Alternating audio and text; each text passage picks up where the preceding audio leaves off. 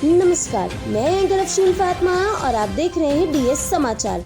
मेरठ से भारतीय किसान यूनियन खालसा के पदाधिकारी राष्ट्रीय अध्यक्ष जी के नेतृत्व में शाहपुर गांव में एक सभा आयोजित की, जिसमें राष्ट्रीय अध्यक्ष जी ने वहां के सभी युवाओं से नशा छोड़ने की अपील की और सभी किसानों की सारी समस्याओं को बिना किसी भेदभाव के और बिना किसी रिश्वत के निपटाने का आश्वासन दिया।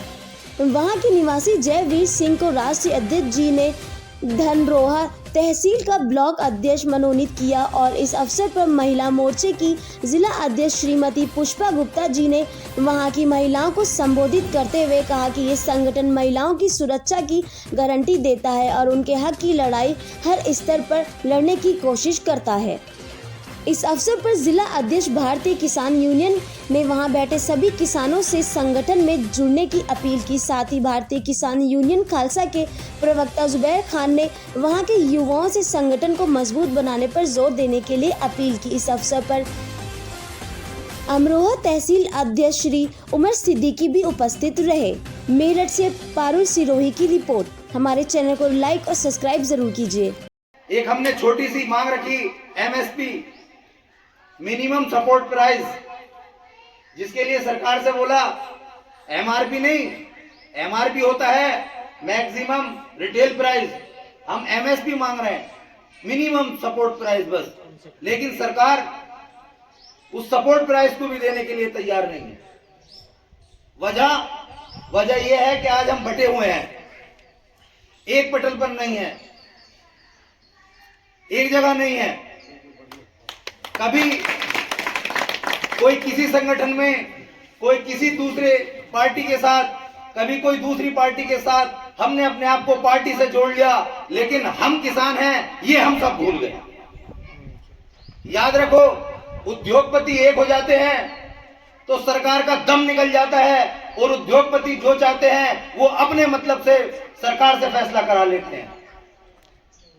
लेकिन हम किसान, हम नौजवान, हम मजदूर कहीं बिरादरियों में बढ़ जाते हैं, कहीं धर्म में बढ़ जाते हैं, कहीं संगठनों में बढ़ जाते हैं। हम एक पटल पर नहीं आते तो हमारी मांगे माने कौन? हमारी कोई नहीं सुनेगा, रोते रहेंगे ऐसे ही। याद रखो, संगठन की ताकत बहुत मजबूत होती है। संगठन की ताकत इतनी मजबूत होती है कि जब 2022 में दिल्ली के अंदर अनशन चल रहा था, प्रोग्राम चल रहा था, किसान बॉर्डरों पर बैठे थे और चुनाव यूपी का नजदीक था।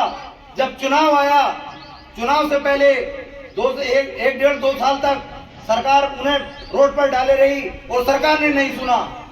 लेकिन जब चुनाव आया और दिखने लगा सरकार को सरकार जाने वाली है, सरकार ने फौरन तीनों कानून वापस ले लिए। इसी के साथ मैं अपने राष्ट्रीय अध्यक्ष जी को आमंत्रित कर रहा हूं कि वो आए और आपके साथ रूबरू हों और दो शब्द कहें। सभी साथियों को नमस्कार। इन्होंने काफ़ी चीज़ें बताई हैं और इसका मकसद होता है मीटिंगों का कि अपन जागरूक हो जाएं, क्योंकि चौराहों पे देखो सब जगह लोग खड़े होते हैं और टाइम तो वेस्ट होता ही है, बचपन से बुढ़ापा आ जाता है, पर हम जागरूक नहीं होते। और आपको बता दूं, इसका कोई अमीरी गरीबी से लेना देना नहीं है। ज्ञान का कोई अमीरी और गरीबी से कोई लेना देना नहीं, केवल हमें ज्ञान होना चाहिए, चाहे हम गरीब है अमीर है। कई लोग देखो फांसियां लगा लेते हैं, कहीं कुछ कर लेते हैं, कारण होता है अज्ञानता। तो सबसे पहले तो हम नशे के खिलाफ बोलते हैं कि शराब कोई अगर पीता है तो कोशिश करो अपने मन पे कंट्रोल करने की, वो भी पैसा वेस्ट होता है और घर में लड़ाइयाँ चलती हैं। तो नशा ना करो, जो नहीं करता और उनको जागरूक करके मन को कंट्रोल करो। और शराब से आर्थिक स्थिति कमजोर होती है, मानसिक स्थिति दोनों कमजोर हो जाती है, सोचने की शक्ति कमजोर हो जाती है। हम कोई वो नहीं है कि हमें घर घर फिर रहे हैं करते हुए फ्री में, कोई इलेक्शन नहीं लड़ना, हमें कुछ नहीं लड़ना।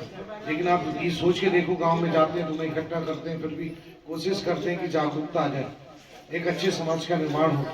क्योंकि गुरबाणी में लिखा गया, मानस की ये सब को जात पहचान, मानस की एक जात समझो, गुरबाणी का शब्द है।